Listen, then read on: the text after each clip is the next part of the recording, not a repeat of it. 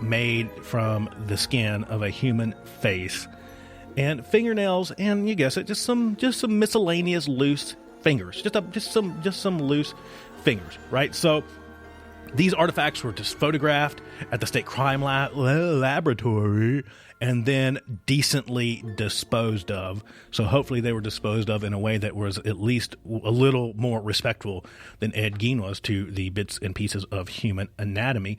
So when questioned, Gein told investigators that between 1947 and 1952, he made as many as 40 nocturnal visits to 3 local graveyards to exhume recently buried bodies. While he was in a daze-like state on about 30 of those visits, he said he came out of the daze while in the cemetery, left the grave in good order, and returned home empty-handed. Poor Ed.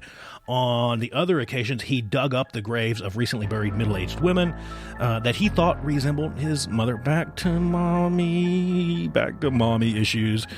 And took the bodies home, where he tanned their skins to make his really cool stuff, his really neat little trinkets. He admitted to stealing from 9 graves from local cemeteries and led investigators to their locations. The local crime laboratory participated in opening 3 test graves identified by Gein.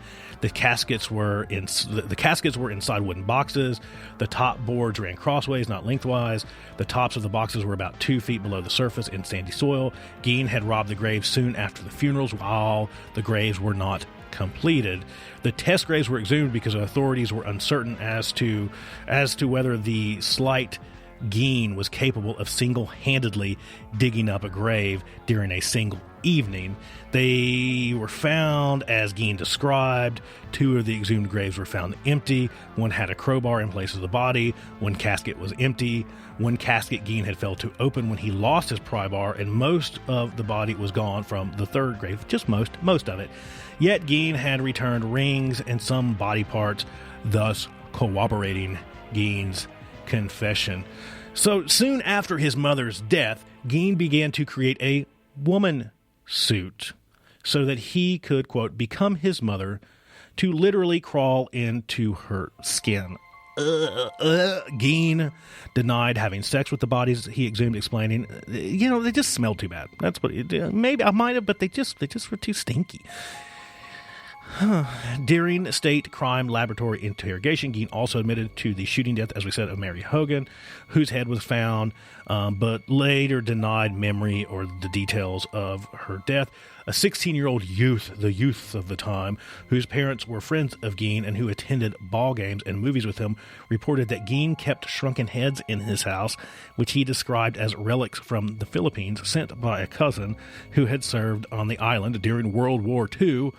Upon investigation by the police, these were determined to be human facial skins created by carefully peeling from the corpses and used by Gein as masks. It just makes you go, who?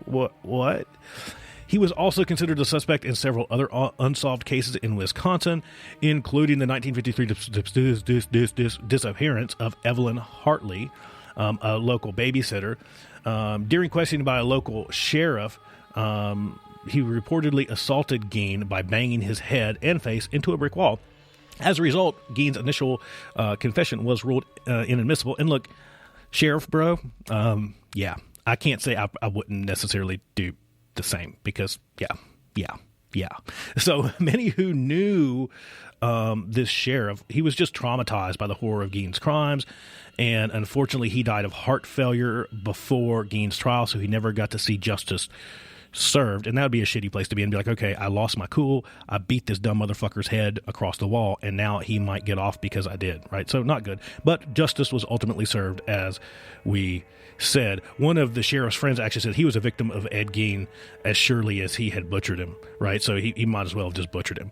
But as we mentioned, Ed Gein ultimately met the end of the road. He spent the rest of his life incarcerated in some form or another, and ultimately died of respiratory failure secondary to lung cancer, as we mentioned, on July 26, 1984, at the ripe old age of 1977. Over the years, souvenir seekers chipped pieces of his gravestone, so you can go check out his gravestone. I'm reckoning it's still there, but they chunk off pieces of it and take it with them. Well, I take that back. So I got ahead of my notes. But his stone itself was stolen in 2000. It was recovered in 2001 near Seattle and placed in storage at the sheriff's department. The gravesite is now unmarked, but not unknown. Geen is interred between his parents and his brother in a cemetery. So the fate of his property, Ed Gein's house and 195-acre property, were appraised at $4,700, equivalent to $42,000 nowadays. His possessions were scheduled to be auctioned in 1958 amidst rumors that the house and land itself might become some tourist attraction. Early on the morning of March 20th, the house was destroyed by a fire. I wonder who did that. A deputy fire marshal reported that a garbage fire had been set by about 75 feet from the house by a cleaning crew who were given the task of disposing of refuse. Further, the hot coals were recovered from the spot of the bonfire, and the fire's bonfire location did not travel along the ground of the house. Arson was suspected, but the cause of the fire was never officially determined. And I get it. It was probably like one of those things like, well, yeah, trash fire, it clearly didn't happen, but good riddance. Whatever. This is for the best. No harm, no foul. Ed Gein's old fucking house burnt down.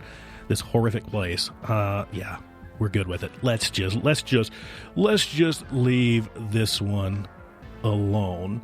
And it's possible that the fire was not dealt with as a matter of urgency, as the fire chief was Frank Warden, son of Bernice Warden, Gein's last victim. When Gein learned of the incident while in detention, he shrugged and said, just as well. Gein's 1949 Ford sedan, which he used to haul bodies of his victims, was sold at public auction for $760 at the time, equivalent of $6,700 nowadays, to a carnival sideshow operator, Bunny Gibbons. He charged carnival goers 25 cents admission to see it.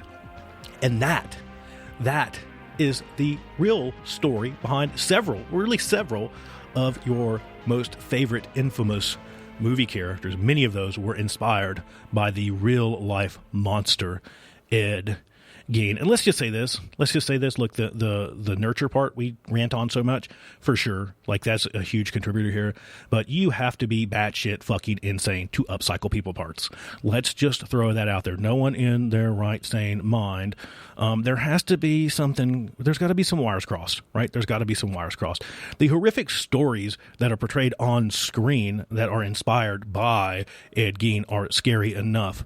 But the fact that they were inspired by a real person, by a real man, by Ed Gein, being just a notorious fucking upcycler of people and murderer. The fact that he pulled together human trinkets and face masks and made leggings. He made some sweet ass people leather leggings. Yeah, that makes this really gruesome, really grotesque. But more importantly of all, just the fact that this can fucking happen is a really fucking scary story. Have you had a really fucking scary experience? Have you seen a ghost? Have you been on a macabre adventure? Would you like to share it on air? Would you like for us to tell that story? Or you just have something horrid that you would like for us to talk about?